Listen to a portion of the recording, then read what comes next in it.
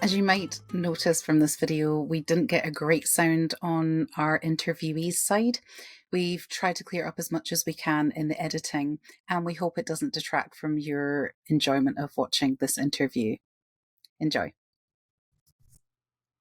Who in your life gave you the permission, made it feel safe for you to express yourself through your creativity and your art? Well, at home, my family was always really supportive. I think they saw early on that I liked to draw and color, and I was always messing with Play-Doh. And my aunt and uncle, looking back, every birthday, every Christmas, they would get me these little Crayola packs. It's a big Hmm. activity box with the watercolors and the color Yeah. pencils and all that stuff. And they got so excited about giving me those things. And yeah, so just early on, I think they saw that it made me happy to draw and I was good at it. And to be honest, it's what I was best at. So school was a bit of a challenge, but the art, Okay. I it just kind of came to me, and the family supported that a lot. So That's really nice to hear because a lot of people have told me that that was not nurtured and they kind of let it go, and it's always really sad because I think inherently we're all creative when we're young, and if that's nurtured then you'll become even more creative, and if it's mm, told, oh no, don't go into the arts, it doesn't pay, or it's always about money, it seems to be a I question did about, oh, art won't pay. I did get that message from my father. I'm not going to support a starving artist, and I don't blame him. He was worried about his daughter. He wanted me to be independent and Yeah. self-sufficient, and I understand that. I've got two daughters too, but Hmm. so I found a way and became a graphic designer for many years. So, Mm. um, and then I kind of just transitioned into sculpted cakes, those extreme sculpted cakes for Wow. years.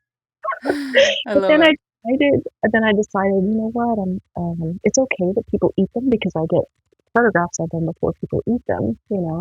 But Yeah. I'm getting so much more out of making something permanent. Yes, yeah, something that you can continue to look at and enjoy or see someone else enjoying. Yeah, I like that. That's really nice. And what was your first memory of creative expression? You've kind of touched on a little bit, but what is something that you kind of still remember that as that first kind of, oh, I made this? I have a bit of a funny story. I was a hyper kid, very hyper, Mm. and always finding ways to break out of the house. At the age of a toddler, my parents were always, find the baby, find the Where's she baby. gone?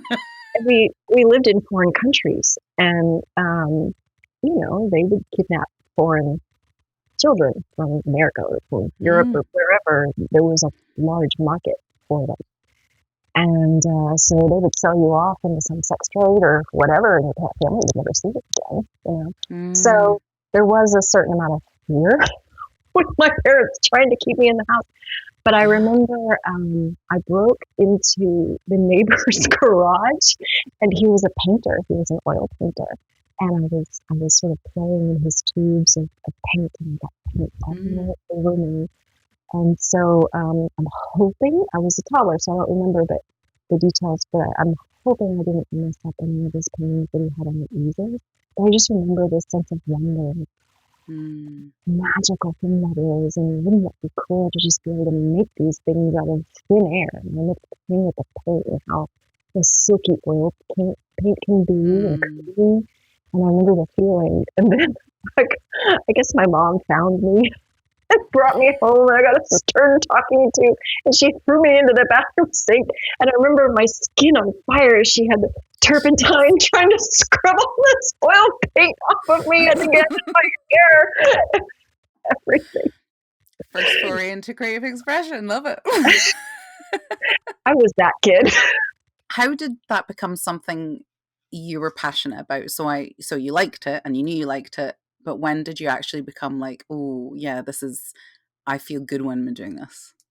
Well, touching back to having grown up in foreign countries, it was kind of an odd experience, feeling like I didn't quite fit in.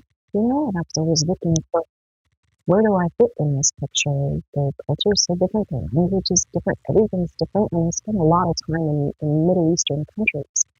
So it was difficult being female in another country too, that was a Middle Eastern country.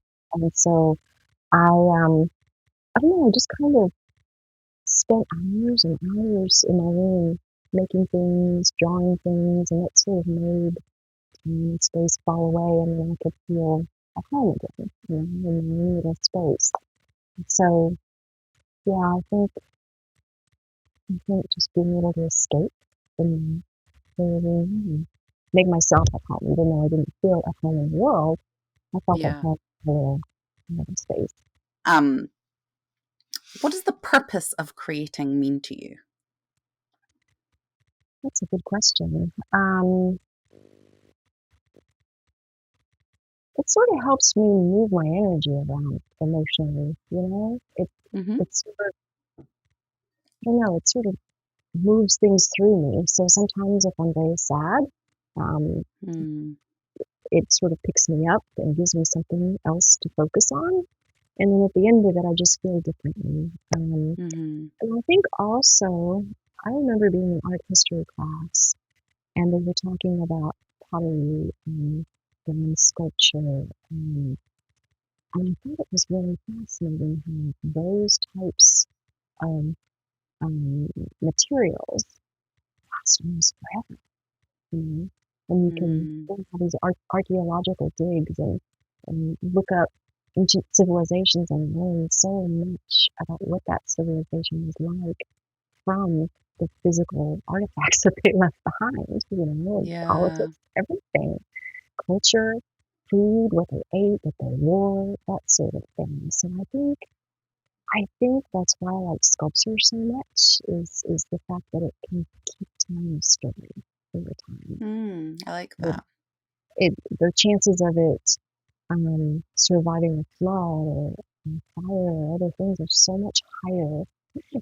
Not that a painting is worth any less, but it can Hmm. survive just about anything when you use the right materials for sculpture. And I think that's quite fascinating. And I'm going to ask you a question that wasn't in the thing that just kind of came to me today when I was thinking about our chat. What is it about? Because I notice a lot of you do a lot of big flower work, like beautiful, intricately detailed flowers, and you name them after powerful women, which I absolutely love. What is it that draws you to those types of sculptures like that? Was it something that had just kind of came out of you, or was it something that you've actively thought about? This is what I want to do. Where did it come from? As we've touched on before, I grew up overseas in a lot of Middle Eastern countries, and Hmm. at the time, it was important for me to stay quiet and as invisible as I could. That brought Hmm. safety and kept my family safe and off the radar from anyone that didn't like that.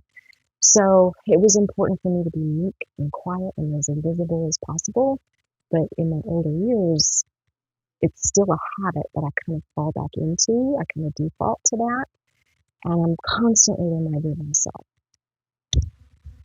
be female, be Mm. strong, be seen, be visible. And most importantly, yes, it's one thing to be heard, but it's another thing to be understood as a female. Yeah. And so Hmm. I'm doing that as a way to remind myself and also encourage other females to be big, strong, bold, not hide Nice. yourself. And naming them after powerful women sort of gets the story going. I like that. I've just started reading and it's been on my list for so long. I don't know if you've heard of it. The oops, um, The Women Who Run with Wolves. I've heard of that. I've not read Yeah, it.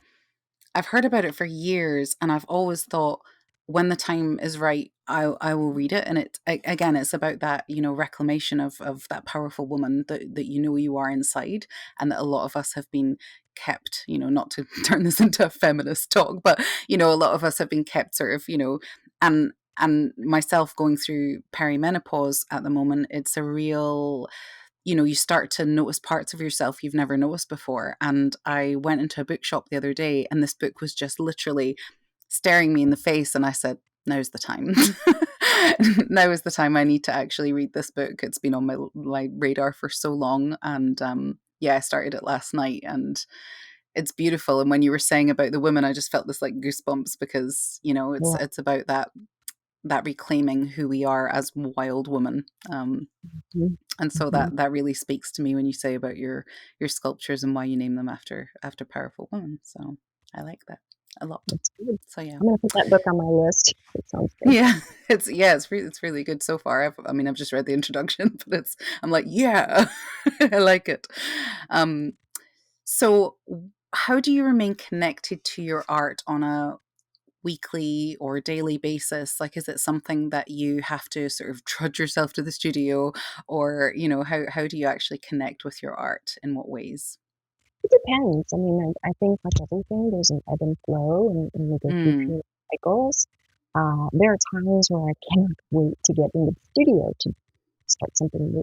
Starting something new is my favorite thing. Like I'll see a shape and I'm inspired and I make something out of that shape I saw somewhere, or maybe mm-hmm. think of a different way where I could change the shape and make it more interesting. And so I come in and I play with it, but then it's the end of the sculpture, finishing the sculpture that is the part where I'm sort of trudging through like, okay, I have this really cool, shiny thing that I'd rather be working on, but I have six other things staring at me, hanging over me Like, that I need to hey, finish. Yeah, and so I think, well, okay, I'll give myself an hour to work on old stuff and start smoothing things out and putting in some details and the finishing work, that kind of thing. mm, And then I'll give myself time to play with the new idea and reward myself for having done the right. labor on the piece that I know I want to finish it. It's just it's more fun to make something new. The starting Yeah. of a project is the most fun for me. Okay. Okay. So are you someone who gets in the studio every day, or are you someone who has to kind of feel that inspiration come in before you can either finish or start a sculpture? Mm, oh, I do come in every day, but it's more like that's my that's my schedule. I just have a schedule Yeah. and I work out in the morning, eat my breakfast, I take my supplements and take the dogs out, take my shower, and then I come in and I just start. And even Yeah. if I'm feeling not super into it, I'll just be in here and tinker for a while and then maybe I'll go do something else. But I do work to come in here and spend my Hmm. time here every day, Cool. even on the weekends sometimes and Oh, working really? on the weekend. And my daughter is sort of my my workers mental health advocate. She'll come in and say, "Mom, it's 7 o'clock on Saturday night. Are you Get still out!" here? There's a glass of wine waiting for you. Are you still in here? Well, that would be me. Um, and how do you remain disciplined when it comes to creation? What keeps you going? Mm. Scheduling things like if you have a deadline in front of you, you're working towards that deadline, you're a lot more likely to keep working and get enough things together for that point in time. So scheduling shows, things like that, they get my butt in gear Yeah. because I don't I like when I do a show, I want to be able to see new work and Hmm. to tell people, come and see my new work. I really New don't want to pieces. say, Yeah. come out and see the same crap that you've seen for the You've last already three seen all of this, years. but come and see it again. Yeah. Okay. So, So that's what gives you the discipline, the feeling that you may either disappoint someone or want to show someone new things. That kind of and gets you into the and studio. just meeting a deadline, and maybe that's the old graphic designer in me, but having a deadline Yeah. really, I mean, I just don't miss them. You don't miss a deadline, you know. Yeah. And when you don't have shows or when you don't have anything to work towards, is that when discipline starts slipping, or do you still remain quite disciplined? That's when the discipline goes out the window, and I find myself going, oh, Procrastinating. maybe I'm gonna go shopping or whatever. Yeah. Okay. I like it. And do you have any, so you've kind of talked about routine, and I want to go into sort of ritual. Do you have any rituals? Like you said, you get up, you do your workout, you have your coffee or your, you have your breakfast, and then you get into the studio. Is there any other rituals around you making art? Like, do you have to do something before you start, or do you just kind of get in there and think, right, that's the thing I was working on, that's the thing I'm going to finish? I wish I had a cool ritual. Like I wish I was that cool artist with I have those crystal singing bowls and things like that. And I I even have them. They're right there looking at me. And I'm meant to sit down and chime the singing bowl and meditate and do all these things to get started on the right tone. But I don't know, I kind of jump right in. But uh I do find that I do some journaling in the mornings when it's quiet. So, and I find myself sometimes, this might sound kind of woo-woo and kind of weird, but I do ask the universe to give me signs, show Hmm. me things, inspire me, and maybe Yep. even stir up some magic with me, co-create that kind of thing. And Yeah. sometimes it works. It doesn't always work, but I think sometimes it does. It's Oh, too fun. absolutely. I don't know if you've read or seen. I put up a reel the other day of the book Big Magic, and by I love Elizabeth that. Gilbert. And yeah, I love that book, and very much she speaks to people about that kind of creative inspiration, and I never forget the part where she speaks to this, I think it's a poet, and she says these poems kind of rush towards her from out of nowhere, and she says I have to write them down or else they will just literally pass through me and away. So I very much, I mean, I'm a big meditator, taught it for years, I love it. And I will often do the same thing. I'll be like, okay, universe, what have you got for me today? Like, how am I going to stay, focused on what I'm doing? And, so I absolutely, I don't think that's woo woo at all. Some people might, and you know what? I don't care because if it Yeah, works for you, it works for you. it It's works. like, what's your choice? You can meditate, pray. Lots of people have different rituals that they do, and I think, yeah, if that makes you connect with your art, then hey, it works. um, what legacy do you wish to leave behind? You've mentioned a little bit about, you know, the cakes and how they would get eaten and all you would have is a picture, and how, the art will tell a story and be around for a long time. Is that the legacy that you want to leave? Do you want those pieces to say something after you're gone? Mm. Well, and here's the interesting, I think about this thing a lot. I know some artists that they have like a whole thesis for why they make what they want, and it's very complex, and Mm. I respect it. I do. It's very a lot of them are so intellectual and just so advanced beyond where I could ever go intellectually. But for me, I feel like I'm not going to always be there to explain what these things are about and what they're for. So when I'm at shows, sometimes someone will ask me what it means, but sometimes I'm more interested in asking them what they think it means and what they feel from these pieces. And Mm. sometimes they'll rattle off something really cool where I'm like, Ooh, tell I me hadn't thought my about that. spiel. That's my spiel. Let's go into my artist statement. I'm stealing that one. Yeah. But I think I want I'm doing it for myself too, but I want to give people a place to sort of rest their soul. Like, Mm. I like the idea. We're in a really complicated, hard, fast-paced life that sort of you get knocked around by what's on the news and you get Oh, sort of yeah. rattled. And I, life's not easy for a lot of people. It's harder than it was, I think. It's more complex than it was. And I just want to give people a place to sort of rest their soul, and change the environment that they're in, lift up a Mm. mood a little, maybe just a little bit. Nice. I like, I'd never thought about it until I started working with, lots of artists. I never thought about sculpture as the person who's looking at it finishing the story and the narrative. I always thought, well, you're making the sculpture to mean something, but actually once you're done with it, it's like I think Sean Connery once said about his films, It doesn't matter what the critics say. I made a thing that I'm proud of, and if other people don't like it, well, they can finish the story for themselves. And I hadn't Mhm. thought about art that way, but it's very true. It's very subjective. What will it'll mean something to someone and something completely different to someone else. True. And I like that. I like the fact that you ask people, well, what do you think it means? Because then they can finish off that narrative for themselves. Mhm. So, if you would like to join an online art community with a difference, then consider looking at the description box below.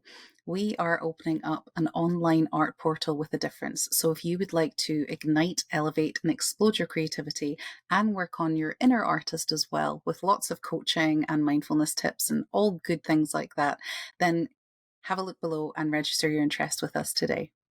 We hope you enjoy the rest of the interview. What are your core beliefs around creativity? Do you have any? Um, I think that we are inherently creative. I mean, if you look back at cave paintings and, Mm, um, those old artifacts that, with the little carvings and things, the Venus things, uh, I think it's in our nature to create. I mean, look at the world that we've built, whether it's architecture or a Zen garden or paintings or monumental sculptures. We create. That's what we do. We can be destructive, but we also create, and it's just in nature. And yeah. I think sometimes the world sort of tries to strip it out, but we keep doing it. Mhm. Mm, Yeah. and then also, I think it's a way to tap into something else, sort of tap into whatever is going on in the universe. Music transports you there. It helps Mhm. you figure out your emotions. I think sometimes a movie will really touch you and take you to another place.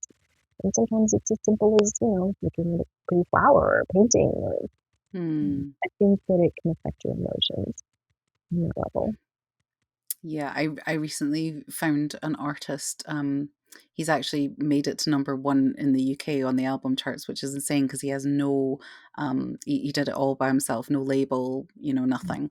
And he'd been really ill, and I have been, I've had I've got an immune condition as well, like he has, and it's so interesting how art can speak to you on so many different levels and inspire you. Like when I listen to his songs and when he talks about pain, I can completely relate to it.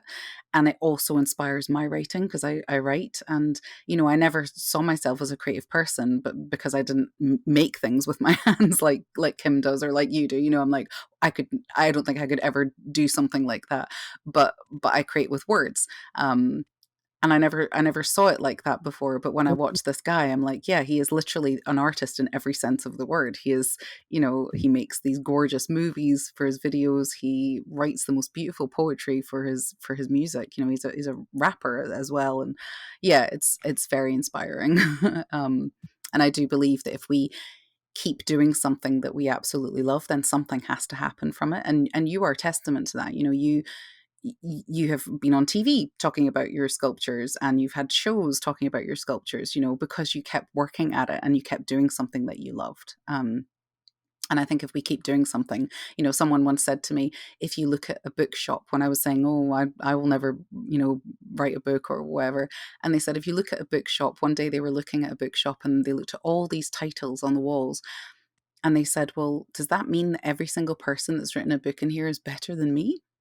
No, it's just another channel for something that might come out of you, and we are all so unique. And I think Mm, that's what's beautiful about your sculptures. They're all so unique, but you can see you in them as well, which is really beautiful. thank you for that. What gives you the self-belief to keep creating? I think I'm pretty good at knowing um, when a sculpture is finished and when it's ready Mm, and I'm satisfied with it and feel like it.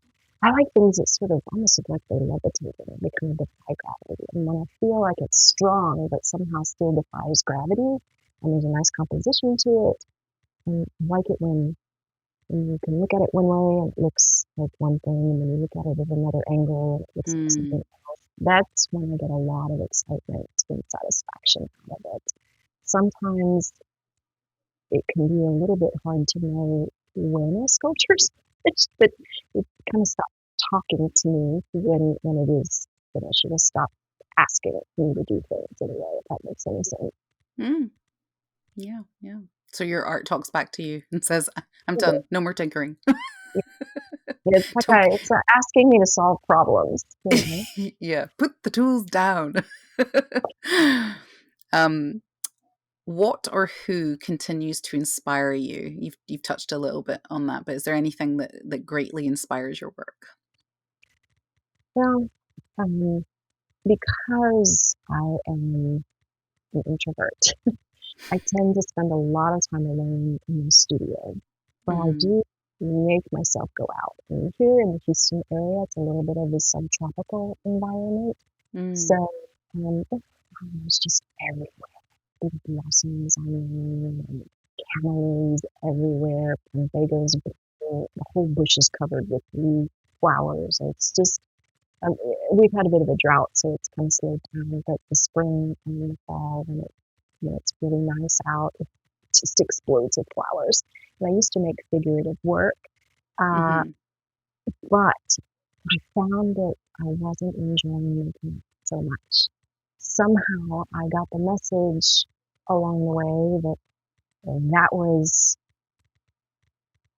that was what was meaningful. Was this figurative work, and that Mm. it was somehow real art, and the other stuff somehow wasn't. And I felt a lot of conflict and dissatisfaction with that.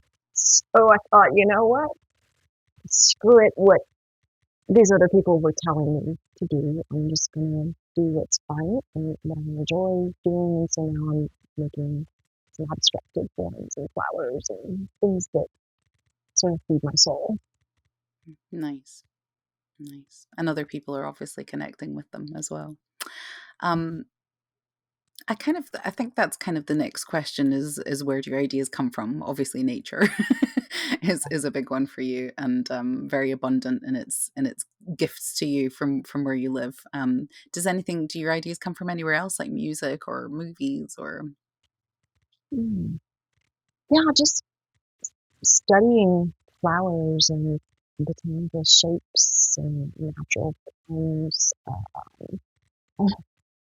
Sometimes when I look at like crumpled paper, I see mm, something. My daughter had this paper towel that she used to wipe something down that was wet, and she left it on the side of the sink. And the way it was twisted up on itself, it looked like a marble rose. It could have been like a little abstracted marble. And I found myself taking photographs of it. And you just never know where you're going yeah. to find a really cool shape or a cool idea. Crumpled paper and napkins. I love it. Can you suggest three things to anyone listening who is maybe finding it hard to create or can't connect with their creativity, although they might want to? Is there three things that you could kind of say to them to give them, I don't know, to inspire them or motivate them? I think the most powerful thing about art is the play aspect of it. And I find myself sometimes taking things too seriously and I get stuck when I do that. So bringing back the element of play, whether it's taking an X-Acto knife and cutting lines in Bristol board and then folding it over itself and stapling itself to make cool shapes, or maybe Hmm. you get like a notebook and you just do loose paintings in a notebook and keep it not precious at all, but you're playing with colors and textures and go back and look at it and see what interests you and what was fun to do. And whatever was fun, that's the clue. And you just keep doing that and you invested in that and playing with new materials, experimenting. I think that's really what helps me the most. Do you do you draw out all your sculptures or do you just literally get in there and start making? I literally jump in and start making. Now there are moments where I Oh. feel like, oh, maybe I should have worked this out a little bit. But I just jump in and start painting because for me, I like the new shiny new thing, the Mm, exciting part of starting it. And when I take the time to go back and sketch, I've already made the thing. yeah. necessarily need to go back and make it again. It's out of my Mhm. system already, if that makes any sense. So I No. like kind of jumping in, and sometimes I get some happy accidents. Maybe I have some Bob Ross moments where I'm like, oh, happy, there are no accidents, but sometimes something interesting happens that's unexpected to do that. That's kind of fun. Yeah. So that goes back to that element of play, just getting in there and starting it. And I think people are so scared to make mistakes or get it wrong. I have, even with my old ceramics sculptures that were figurative, and I didn't quite feel like they were quite right to follow through with. Uh, took a took a hammer. Just Love it. on a cold Smash. winter morning, I was in this freezing garage just smashing them to bits. It was so liberating. I never thought, I didn't even think I'd have the courage to do it, but I was in this group, this course, and she encouraged us to go back and just tear up old work. And so I thought, okay, well, I don't do paintings, but I've got a hammer and some ceramics that I love. Just smashing these things and gathered them up and put them in the trash. And the trash man came and took it away, and I have all this space Done. in my studio Yes, I know. for new Kim's things. Kim's always asking me. She's like, "Can I get rid of this sculpture now? Because you said I had to keep it for something, but can I just get my studio's getting so crowded?" And I'm like, "Keep it for a little while longer because we might need to do something." She's like, "Oh, Yvonne." But yeah, I Mm, love I love when she takes a hammer to things that are, you think looks great to you, but she's like, no, this bit isn't right, and she grabs the hammer and starts hammering it until it, like, eventually breaks. And it's just so funny because her line that she says is, what is it? Never let a sculpture bully you into making a bad decision. She's like, it can always be changed. my angle grinder is my best friend. I have many times just gone in and cut something out. There's Yep. dust flying everywhere, Yeah. and You're so then like, I I don't like that bit. bring it back and fix it. It's amazing. Yeah. Mm.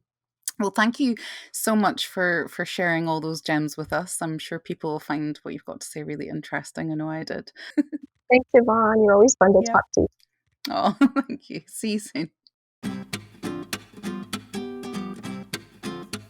My version of discipline is a little bit different than most people. Most people have one of those lovely diaphanous, muses that sings to them into the night. And it's like, oh no, no, no, no, no, no, no.